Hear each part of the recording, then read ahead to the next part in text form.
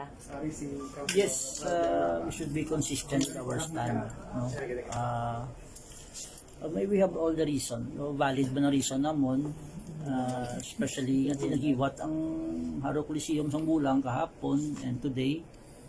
Duwa na nakadlaw. Iya, pag sila 1, 2, 3. Guwaya 5 nakadlaw. So, amon is we have shown to the public that we can stand on our own sa atong prinsipyo, sa panindugan, and it can never be shaken. Kaya kinahanglan ko sila na mag-conduct ko sa luwa special session for the agenda lang sa separate role. I cannot understand what's so special about it, no? Kung tradisyon ng pagastoryahan, padamo tradisyon sa syudad yung ipangdula. May mga malaing mga tradisyon, no? Hindi man tanan nga tradisyon maayo. Hindi man tanan nga customary maayo.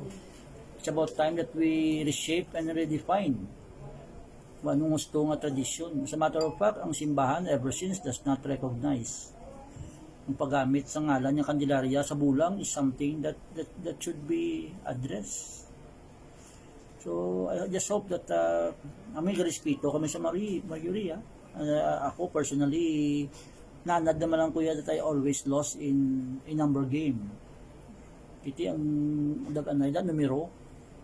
That's why I don't feel wala ko sa disappointment, no? Every time I go to the session hall,